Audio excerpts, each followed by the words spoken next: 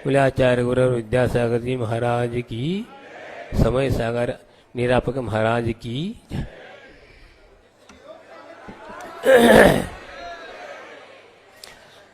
हाँ, अभी आप लोगों के सामने मंगलाचरण किया। ये मंगलाचरण मुझे करना पड़ा जब मैं यहाँ से आचार्य जी के आशीर्वाद से श्रवण बेलगुल गया था। 1993 की बात है। वहां पर जब भी प्रवचन करता तो केवल आचार्य मार का नाम लेता। तो वहां के जितने भी साधु आए थे उनका कहना था कि आप परंपरागत जो आचार्यों का नाम लेना चाहिए। अब मैं क्या करूं, हमारे लिए आदत में नहीं है। तो एक महीने वसंत तिल का छंद में इन आचार्यों के नाम के साथ कहा। तो मैं इसलिए बोल रहा हूं, ये महान हम लोगों का सौभाग्य है मेरा कि महान इस आचार श्रृंखला में मुझे जिन दीक्षा मिली,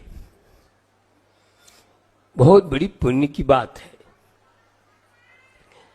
तो आचार्य महाराज के इतना बड़ा आशीर्वाद वरदस्त रहा तो कि मैं उनके अंतिम जीवन में के क्षणों में मुझे उनके चरणों में आने का सौभाग्य मिला। और वैसे तो रहा, लेकिन इन 15 दिन के अंदर जो उनकी जो परिस्थिति थी, जो उन अनुभव कर रहे थे, उनके चरणों में आकर मैं उनकी चरणों में आकर उनके भावों को समझूं और उनके अंतिम संदेश समझूं, इस वास्ते मैं आया और मुझे फल मिला भी। तो मैं ये कहना चाहता हूं, मुझे ज्यादा बोलना नहीं, समय ज्यादा हुआ है, 4:35 हुए हैं और आचार्य महाराज बोलना है। तो मैं अभी पिछले हफ्ते बोल चुका हूं मैं, और जो कुछ बिंदु रह गए उन बिंदुओं को आप लोगों को अवगत कराना चाहता हूं। और ये बिंदु जो हैं वे मेरे नहीं हैं। इन 15 दिन के अंदर मैं आचार्य महाराज के साथ रहा, आचार्य महाराज ने मुझे क्या कहा, ये बात आप लोगों को अवगत कराना चाहता हूँ, जिससे आप लोगों में जो संदेह है, संशय है, आचार्य महाराज ने लेखना नहीं लिए, आदि जो बातें हैं, और भी कई बातें आप लोग कर रहे हैं, लेकिन इन बातों से आप लोगों को संदेह का अंत होना चाहिए। क्योंकि मैं इसी वास्ते गया और मेरा अभी पर आया, और इसलिए वो तत्काल मैंने जा करके लिखा भी, भूल न जाऊं इसलिए। तो वही बातों को मैं आपके सामने गुरु महाराज ने जिन शब्दों में कहा उन शब्दों को आपके सामने कह रहा हूं। यह इसमें कोई संदेह होना नहीं चाहिए। देखिए, आचार्य महाराज ने वैसे घोषणा 2014 में कर चुके, और संस्कार वाली बात नहीं है। आचार्य महाराज इन सब चीजों से बहुत दूर रहते हैं। कथान को तो नहीं चलते, महाकवि थे, कवियों को भी कवि बनने वाले ऐसी नई विदा देने वाले हैं। तो उन्होंने उनके सिद्धांत के अनुसार, उनके विचारों अनुसार वो कर चुके। अपनी की बात अलग, उन्होंने कहा अपने पास रहने वाले दोनों किताबें प्रायश्चित ग्रंथ उनके हाथ में दिए। मैं भी था उस वक्त और मुझसे भी चर्चाएं हुई।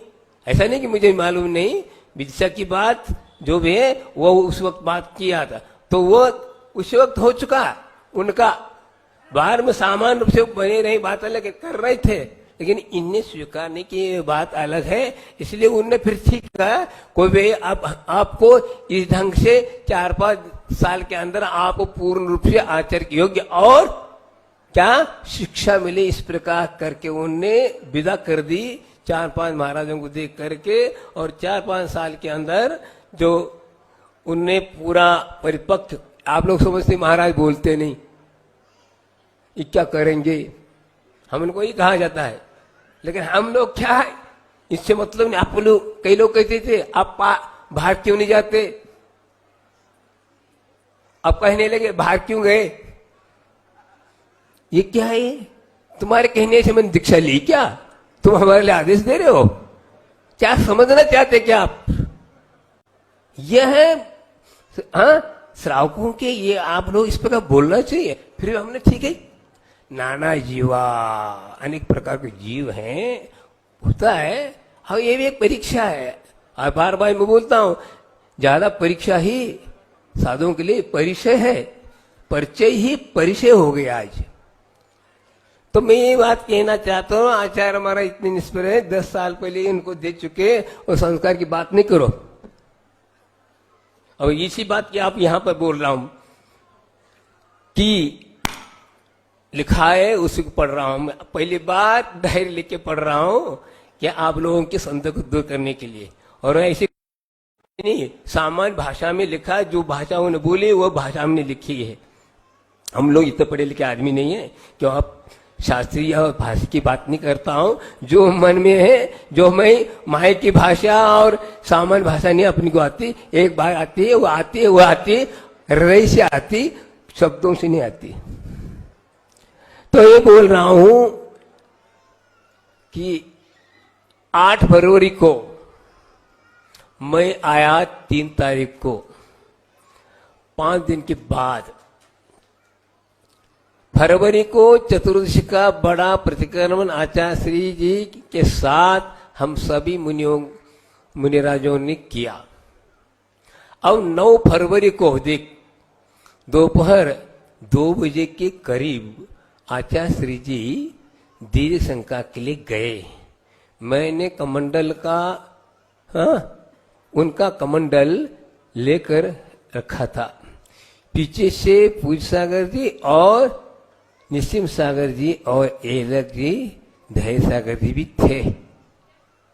आचार्य श्री दीर्घ शंका से वापस आए, तब निसिम सागर ने शुद्धि कराई, पूज्य सागर जी और धैर्य सागर जी ने आचार्य श्री के मुंह हाथ पर पहुंचा, सफाई की, आचार्य से काय शुरू किया।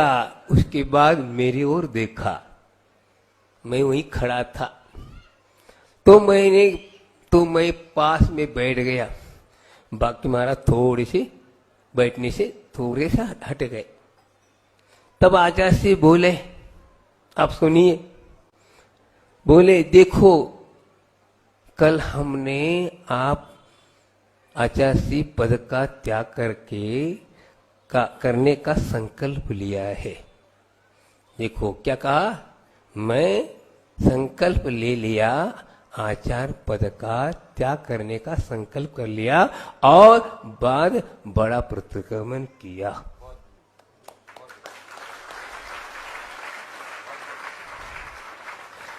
मुझे इस बात से ये है, आप लोग करवाएं करो, मेरे लिए तो ये डायरेक्ट बात की है और हम वही बात आप लोगों को सुना रहा हूं, मैं उनके शब्दों में, मैं अपने शब्दों में नहीं आया। तो ये मेरे आने का यह सार्थकता हो गई। आचार्य महाराज जी अंतिम और 2 आप लोगों को संदेह न हो, ये 2 बात कह के चले गए। हाँ, बड़ा प्रतिक्रमण किया। संघ के दायित्व एवं जिम्मेदारियों से अब मैं मुक्त हूं, मैं पूर्ण निवृत्त हूं। मुझे किसी भी प्रकार का कोई भी विकल्प नहीं है। बताओ, मेरी संकल्प पूर्वक संलिखना चल रही है। बताओ, समझ रहे, सुन रहे? अब इतनी बात भी क्या कहोगे? और मोबाइल पे गड़ब अपनी अपनी बातें कहोगे, सुनोगे, अब हमें सुनाओगे? मैं सबकी सुनूंगा नहीं, समझे? और क्या कहते हैं, देखो, मेरी संकल्प पूर्वक संलिखना चल रही है। आप लोग मेरी समाधि के बाद के बातें उचित समय पर, अब देखो, सभी के सामने अच्छे से रख देना और उचित समय पर निरापक एवं निर्यापक और एवं संपूर्ण संग मिलकर ज्येष्ठ ज्येष्ठ मुनिराज समय सागर जी को आप पद पर प्रतिष्ठित कर देना।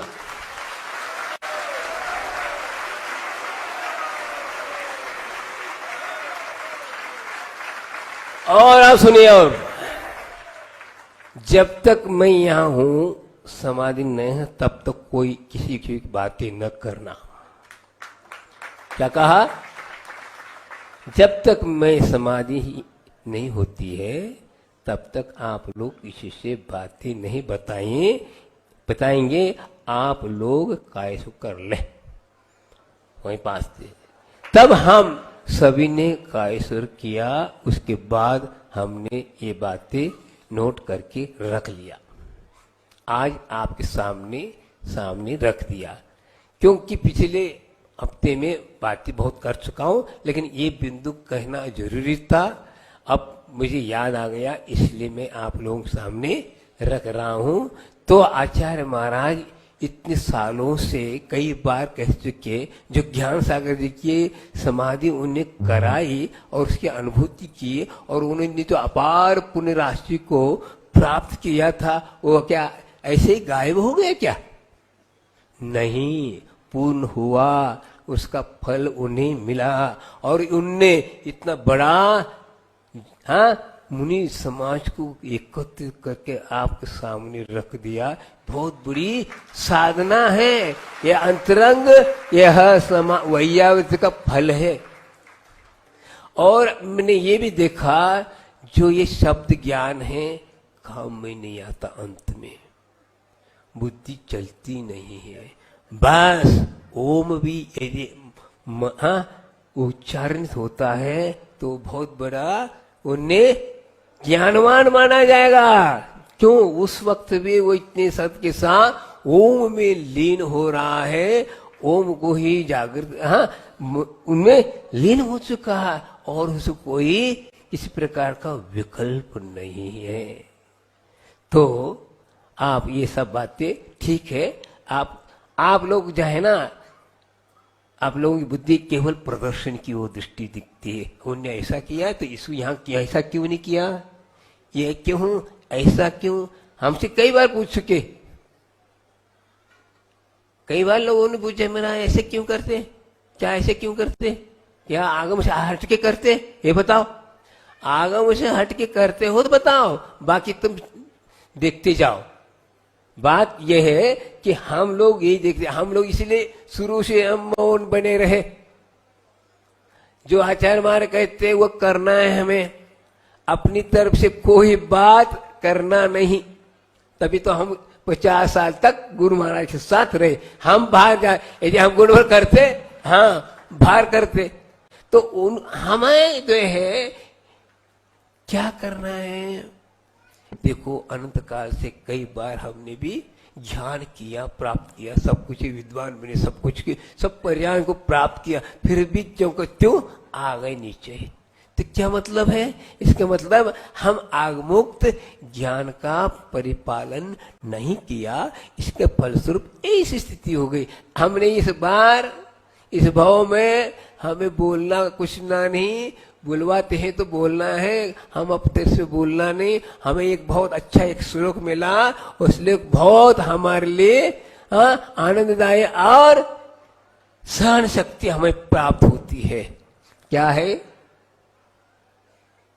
गुरुरज्ञा महापूजा, गुरुरज्ञा महोत्सवा, गुरुरज्ञा सदा मान्य, कंठे प्राण गतेरपि।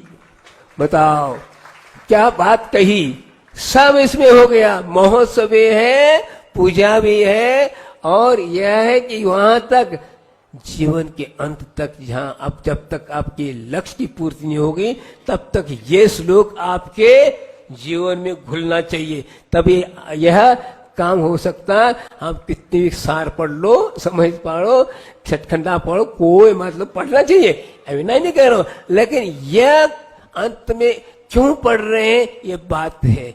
वहां पर मन लगाने के लिए, लेकिन वहां उस वक्त मन लगाना है, उस वक्त ये बड़े ग्रंथ लगते नहीं। वहां पर तो नमोकार मंत्र ही ऐसी है कि बस